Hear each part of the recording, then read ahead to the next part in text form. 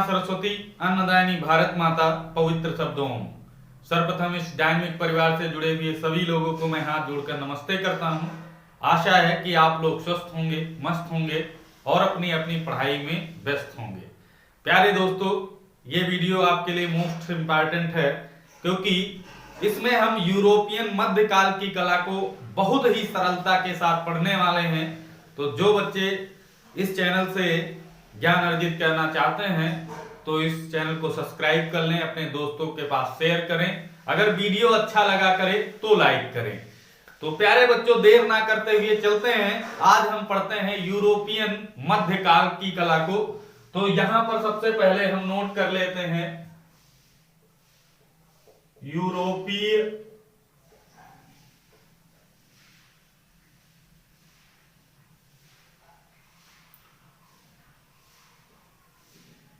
मध्यकालीन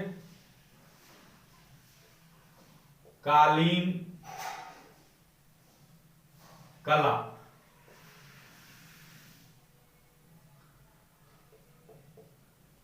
इसको अच्छी तरीके से पढ़ेंगे, एक एक डाउट क्लियर करते हुए चलेंगे। कोई अगर समस्या है तो आप कमेंट बॉक्स में लिखकर हमसे बात कर सकते हैं, पूरा जवाब आपको दिया जाएगा। तो बात करें यूरोपियन मध्यकालीन कला जो है, इसको 4 भागों में बांटा गया। 4 भाग कौन कौन से हैं तो हम बात करेंगे यहां पर 4 भागों में।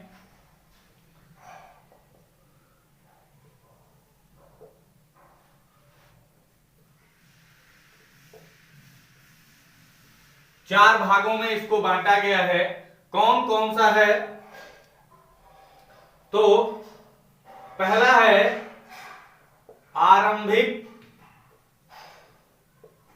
ईसाई काल। आरंभिक ईसाई काल। दूसरी अगर बात करें तो बाइजेंटाइन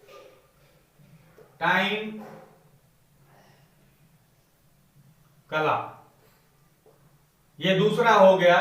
तीसरी अगर बात करें तो रोमनस्क कला।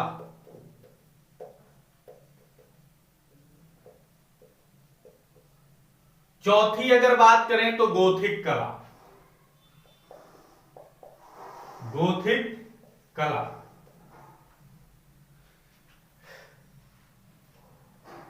तो ये 4 भाग आप देख रहे हैं। यूरोप के जो मध्यकालीन की कला है, इसको 4 भागों में बांटा गया।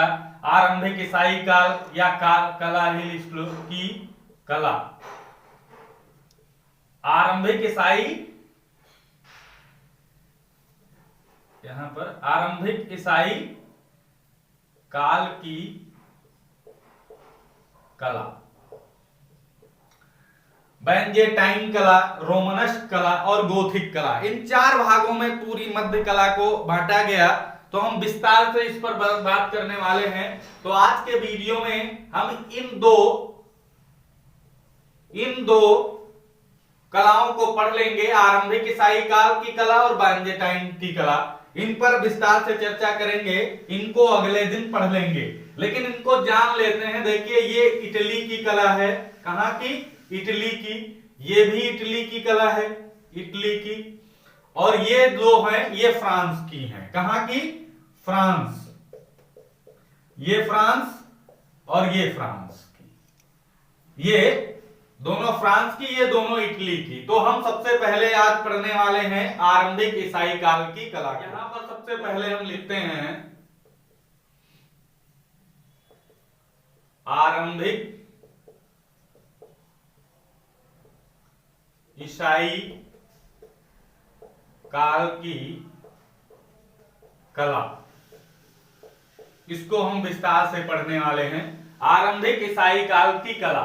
देखिए, जब ईसाई कला की हम बात करते हैं तो 2 शासकों का आपको नाम नहीं भूलना है, जिनका नाम स्वर्ण अक्षरों में लिया जाता है।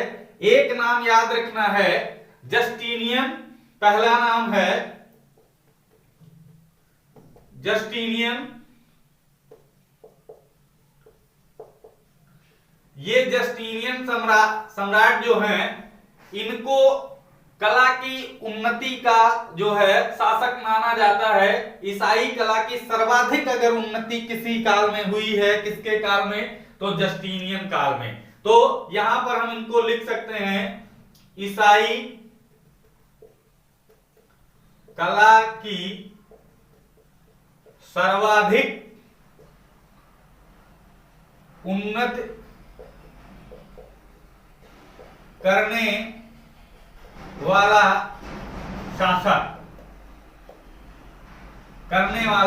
शासक कौन है? जस्टीनियन है। और एक है जिसने ईसाई धर्म को राजधर्म घोषित किया था, जिसका नाम है कॉन्स्टेंटाइन। उसको हम बाइजेंटाइन कला में पढ़ेंगे क्योंकि वो बाइजेंटाइन कला के अंतर्गत आता है। लेकिन इन दोनों का नाम नहीं भूलना है। अगर ईसाई काल की कला पढ़ रहे हो तो जस्टीनियन और कॉन्स्टेंटाइन का नाम नहीं भूलना है। ईसाई कला की सर्वाधिक उन्नत करने वाला शासक अगर है तो जस्टीनियन, याद रखेंगे। अगर हम बात करें, ये भी बाइजेंटाइन में रहा है, लेकिन ये बात आ गई थी कि ईसाई काल की कला को अगर हमें पढ़ना है तो सबसे ज्यादा उन्नति, सर्वाधिक यहां पर हो है, तो ये ध्यान रखना, सर्वाधिक उन्नति किसमें हुई है? तो जस्टीनियन के काल में हुई है। अगर बात करें ईसाई धर्म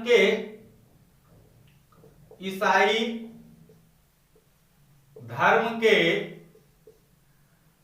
प्रथम प्राचीन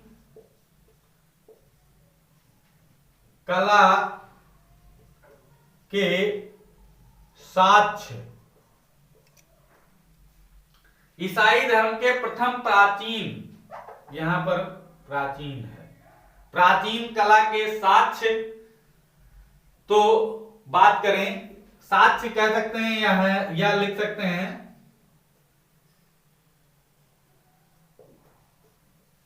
चित्रकला।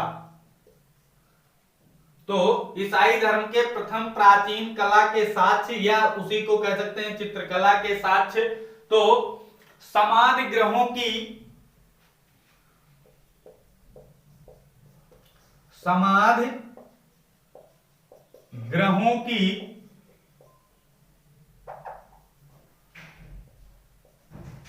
दीवारों पर तथा 100 की पेटिकाओं पर प्राप्त होते हैं। समाधि ग्रहों की दीवारों पर तथा 100 की पेटिकाओं पर जो है साक्ष्य ये कला के प्राप्त होते हैं। जैसे 100 जब दफनाए जाते थे तो वो एक ताबूत में बंद किए जाते थे, एक पेटी में बंद किए जाते थे, उस पर सजावट की जाती थी। तो ऐसे ताबूतों पर और जो 100 ग्रह बनाए जाते थे, यानी कब्र कह सकते हो, तो उसमें भी दीवारों पर बहुत अच्छी अच्छी चित्रकारी की जाती थी। तो ये ध्यान रखना है। वहीं से सबसे पहले चित्रकला के या प्राचीन कला के साक्ष्य कह सकते हो सर्वप्रथम मिले ईसाई धर्म के, जिन्हें अगर बात करें तो इन्हें कहा क्या जाता था।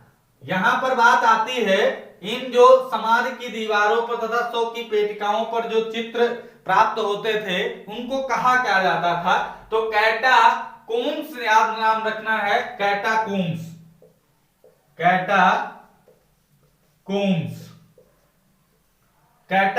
इनको कहा जाता था। ये चीज आप लोग याद रखेंगे बिल्कुल अच्छी तरीके से। जो समाधि ग्रहों की दीवारों पर और 100 पेटिकाओं पर जो चित्र प्राप्त हुए हैं उन्हें कैटाकोम्स कहा जाता है। ये भी चीज आप लोगों को ध्यान रखिए। इस ईसाई कला में कहीं कहीं आकृतियों पर बैन लग जाता है, यानी बंद कर दिया जाता है, उस पर रोक लग जाती है। तो इसे जो है आकृतियों को एक माध्यम दिया जाता है पहचानने के लिए, जिसे प्रतीक कह सकते हो। तो यहाँ की कला जो है वो प्रतीकात्मक कला है, क्योंकि यहां पर कुछ प्रतीकों के साक्ष्य मिलते हैं। तो यहां पर पहला हम लिख देते हैं, यहां प्रतीकात्मक कला के साक्ष्य प्राप्त होते हैं। ये चीज ध्यान रखेंगे। प्रतीकात्मक कला के यहां से साक्ष्य प्राप्त होते हैं। जैसे हम बात करें मोर, मोर मिला है और कबूतर मिला है। कबूतर या इसी को कह सकते हो कपोत कहा गया है। कपोत, कबूतर को कपोत कहा जाता है। अगर कबूतर नहीं होगा तो कपोत होगा। तो ये मोर और कबूतर किसके प्रतीक थे? तो ईसा की अमरत्व का प्रतीक मोर था। यहां पर लिख सकते हो ईसा की अमरत्व का प्रतीक, ईसा की अमरत्व का प्रतीक। और ये अगर बात करें तो जीवात्मा का प्रतीक माना जाता है। जीवात्मा का प्रतीक, जीवात्मा का प्रतीक कौन माना जाता है? तो कबूतर माना जाता है। और अमरत्व का प्रतीक मोर को माना जाता है। ये चीज आप लोग ध्यान रखेंगे। और थोड़ी यहां पर बात कर लेते हैं ओल्ड टेस्टामेंट और न्यू टेस्टामेंट। ये दो जो है बाइबिल के दो पार्ट हैं। आप लोगों को पता है बाइबिल ईसाई धर्म का सबसे पवित्र ग्रंथ माना जाता है। इसके दो भाग हैं, एक का है नाम ओल्ड टेस्टामेंट, दूसरा का नाम न्यू टेस्टामेंट। अगर आपको यहूदी धर्म से संबंधित जानकारी प्राप्त करनी है, यहूदी धर्म, यहूदी, तो आपको ओल्ड टेस्टामेंट में जाना होगा। किसमें? Old testament. यहूदी धर्म का ज्ञान लेने के लिए आपको ओल्ड टेस्टामेंट में जाना होगा। अगर आपको ईसाई धर्म की कला को पढ़ना है, ईसाई धर्म की कला को अगर अध्ययन करना है, तो आपको न्यू टेस्टामेंट में जाना होगा। ये चीज आप लोग ध्यान रखोगे। इससे भी क्वेश्चन पूछे जा सकते हैं। ये इंपॉर्टेंट था, इसलिए आपको बता दिया।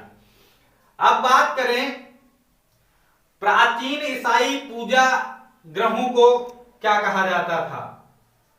तो प्राचीन ईसाई पूजा ग्रहों को साल्टर कहा जाता था। क्या कहा जाता था? शाल्टर, शाल्टर कहा जाता था।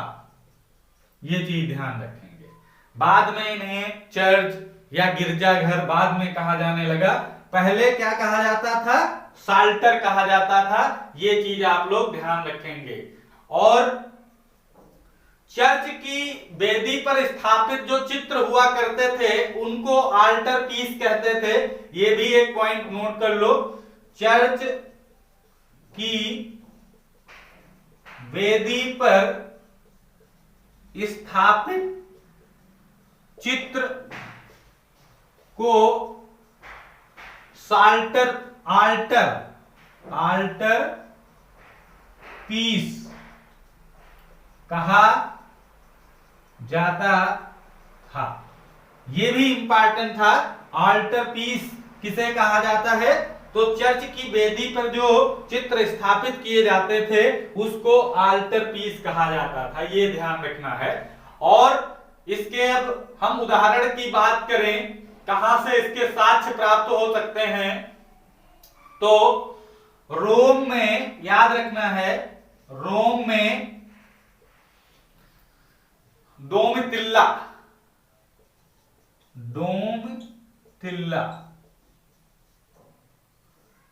रोम में डोमितिल्ला नामक स्थान से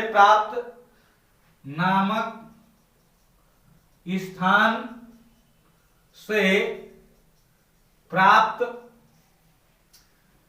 समाधि ग्रहों के भित्ति चित्र, यह प्राचीन,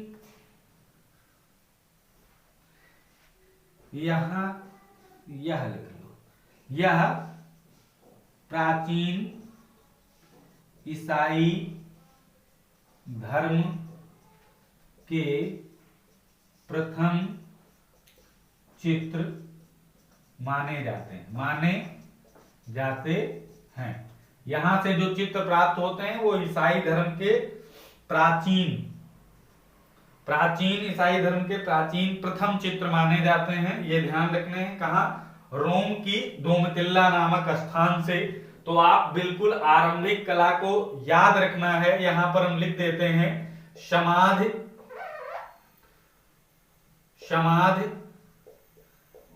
ग्रहों की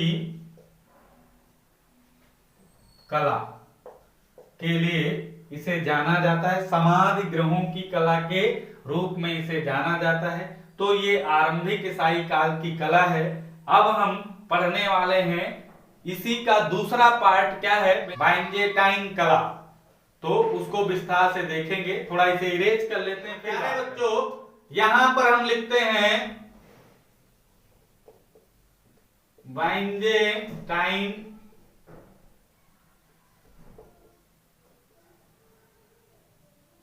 कला, या इसे ही कहते हैं मसीही कला।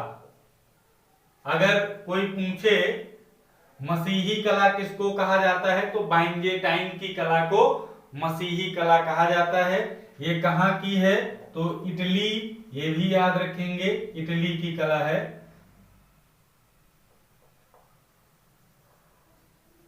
इटली, कहां की? इटली की कला है, ध्यान रखेंगे। अब यहां पर विस्तार से चर्चा करते हैं। यह मणिकुट्टम जो आप पद्धति सुने हो, तो उसके लिए ये प्रसिद्ध है। जो मणिकुट्टम है तो उसके लिए ये जानी जाती है। यहां पर लिख देते हैं, यह मणिकुट्टम के लिए प्रसिद्ध है। यह किसके लिए प्रसिद्ध है, तो मणिकुट्टम के लिए प्रसिद्ध है। और यहां के एक सम्राट हैं जिनका नाम है सम्राट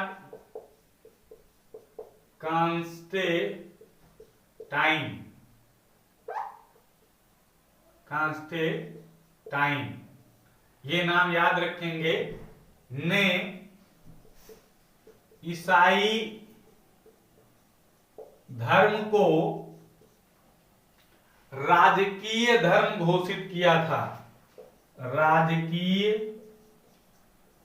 धर्म घोषित किया था। अगर क्वेश्चन आ जाए ईसाई धर्म को राजकीय धर्म किसने घोषित किया था, तो सम्राट कांस्टेंटाइन का नाम याद रखना है। ये इसीलिए इनका ईसाई कला में विशेष रूप से नाम लिया जाता है कांस्टेंटाइन का। कौन से सम्राट का नाम विशेष रूप से लिया जाता है, तो कांस्टेंटाइन नाम बिल्कुल याद रखना है। और दूसरा नाम अगर बात करें तो जस्टिनियन, इनके काल में कला उन्नति शिखर पर गई थी, इसलिए उनका भी नाम काफी प्रसिद्ध है। तो दो चीजें ध्यान रखेंगे। अगली बात करें तो इस काल में एक चीज हुई थी, आकृतियों पर रोक लगी थी। तो यहां पर हम लिख देते हैं, इस काल में आकृति चित्रण पर रोक लगी थी। ये कौन सी कला है जिसपे आकृतियों की चित्रण पर रोक लगी थी, तो बाइजेंटाइन कला है, ध्यान रखेंगे। हम बात करेंगे यहां पर आकृति का जो विरोध किए थे वो कौन कौन शासक थे, तो आकृतियों का विरोध करने वाले शासक, तो याद रखेंगे लियो तृतीय एक थे, लियो तृतीय और दूसरा नाम अगर याद रखना है तो लियो तृतीय के बाद याद रखना है याजिद द्वितीय। याजिद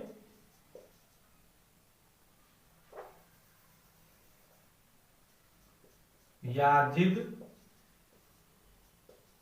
द्वितीय, ये दोनों आकृति विरोधी शासक कहलाते हैं। लियो तृतीय और याजिद द्वितीय ये आकृति विरोधी शासक हैं।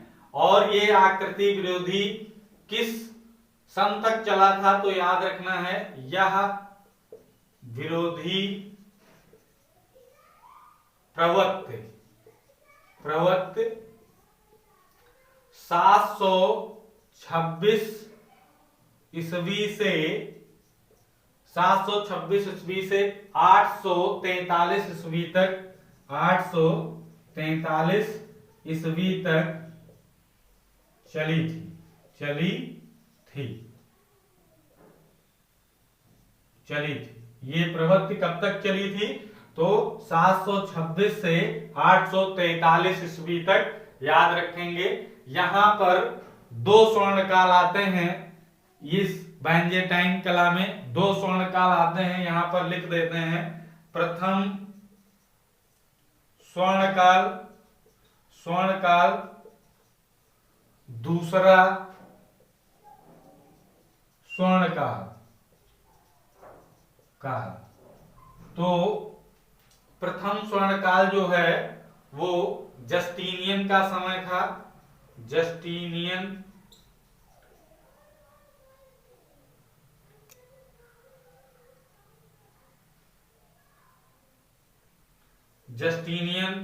और ये छठी सती का समय था। छठी सती का समय ध्यान रखेंगे, छठी सती ईस्वी का समय था। और अगर उसकी बात करें तो ये 12वीं से 13वीं सदी का समय जो रहा है वो दूसरा स्वर्णकाल है।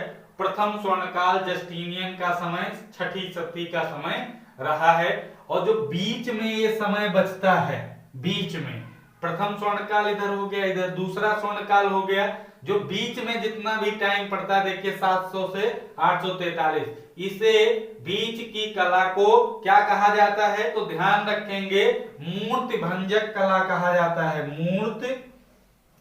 मूर्ति भंजक कला, ये बीच का टाइम पीरियड जो रहता है वो मूर्ति भंजक कला ध्यान रखेंगे। ये बाइजेंटाइन कला में ये टाइम पीरियड आता है तो ध्यान रखेंगे आप लोग, तो अच्छी तरीके से समझ में आपको आ जाएगा। अब यहां से एक चीज और ध्यान रखना है, बाइजेंटाइन कला से संबंधित भवन, तो लिख लेते हैं बाइजेंटाइन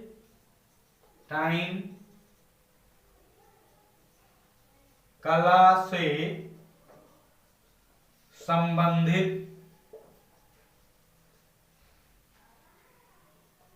भवन। तो भवनों में पहला याद रखेंगे सेंट वाइटल गिरजाघर। पहला है सेंट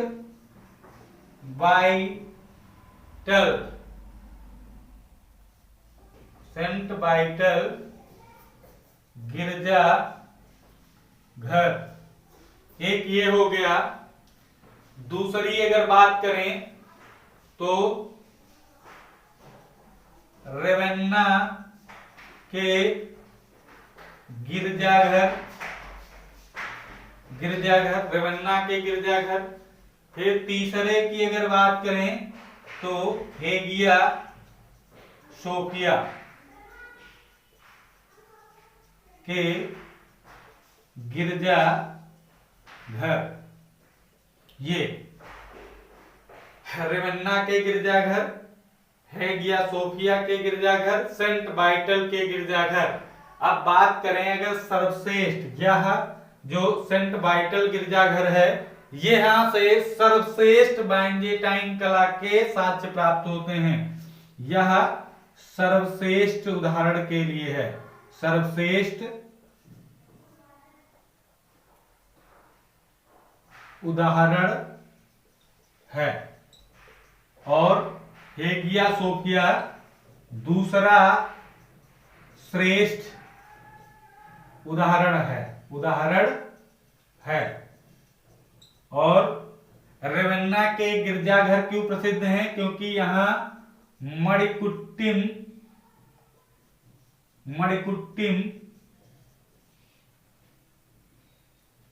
के सर्वाधिक साक्ष्य प्राप्त होते हैं। तो ये भी चीज ध्यान रखेंगे। सेंट वाइटल गिरजाघर यह सर्वश्रेष्ठ उदाहरण है ईसाई कला का, बेंजेटाइन कला में। दूसरा रेवन्ना के गिरजाघर, यहां से मणिकुट्टिम के चित्र प्राप्त होते हैं। मणिकुट्टिम के लिए ये सर्वश्रेष्ठ उदाहरण में है। हेगिया सोफिया दूसरा, इस वाइटल के बाद दूसरा जो है श्रेष्ठ उदाहरण है बेंजेटाइन कला का। तो ये चीज ध्यान रखेंगे। और ये दोनों जो है रेवन्ना के गिरजाघर और हेगिया सोफिया गिरजाघर, ये दोनों जो है उसका नाम याद रखना, जस्टिनियन के समय के हैं। ये भी आप लोग ध्यान रखेंगे। और ये मणिकुट्टिम के जो रेवन्ना का एक वो ध्यान रखना है, क्या नाम था चर्च, उस चर्च का नाम था सान वाइटल। हाँ, सान वाइटल, ये मणिकुट्टिम के लिए काफी प्रसिद्ध है। सान वाइटल चर्च जो है ये मणिकुट्टिम के लिए काफी फेमस है और इसका जस्टिनियन ने वो किया था, यहाँ पर मणिकुट्टिम चित्र बनवाए थे। तो ये चीजें आप लोग ध्यान रखेंगे सभी लोग। आगे प्यारे बच्चों ध्यान रखना है, एक सेंट बसील गिरजाघर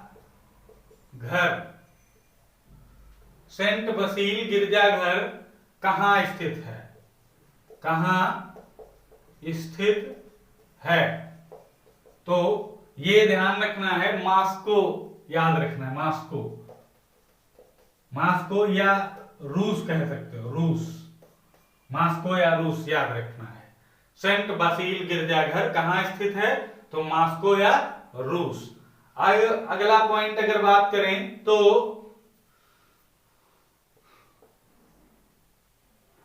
बेंजेटाइन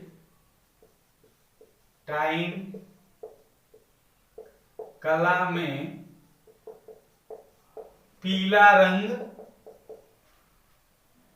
शुभ माना जाता है।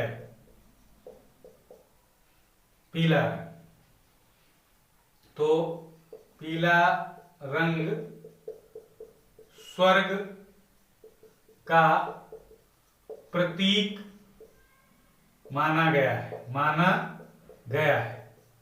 ये चीज ध्यान रखेंगे। बेंजेटाइन कला में पीला रंग बहुत शुभ माना जाता है क्योंकि इस पीला रंग को स्वर्ग का प्रतीक माना गया है।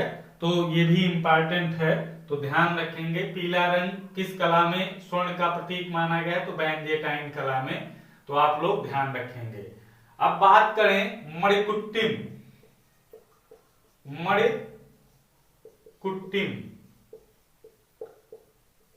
मणिकुट्टिम क्या है?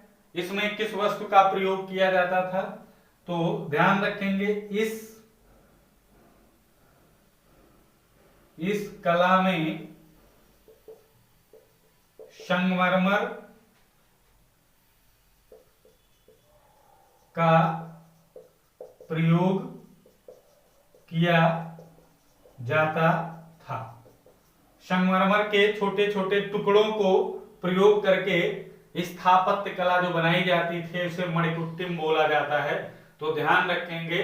तो अगर क्वेश्चन पूछा जाए मणिकुट्टिम पद्धति में किस वस्तु का प्रयोग किया जाता था? तो संगमरमर का प्रयोग किया जाता था, ये ध्यान रखेंगे। और कहीं कहीं बाद में कहीं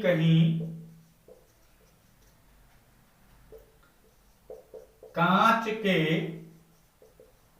टुकड़ों का भी प्रयोग मिलता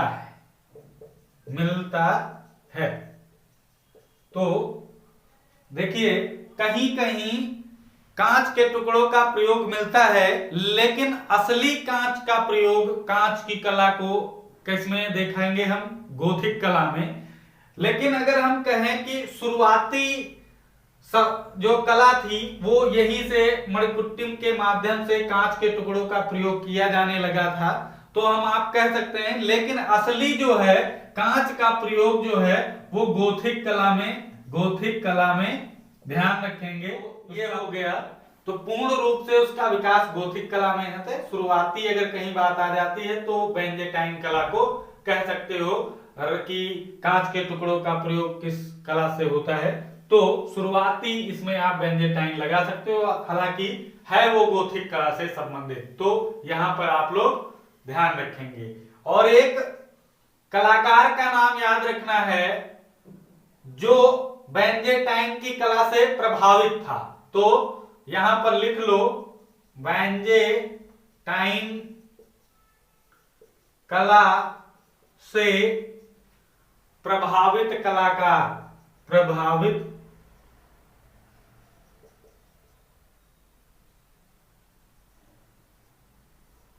कलाकार।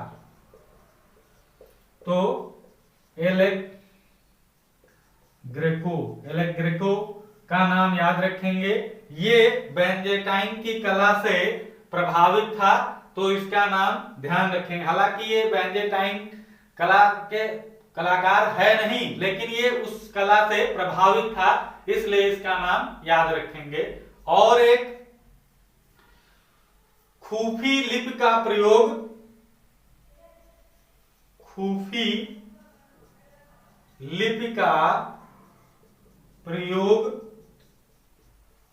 बेंजेटाइन कला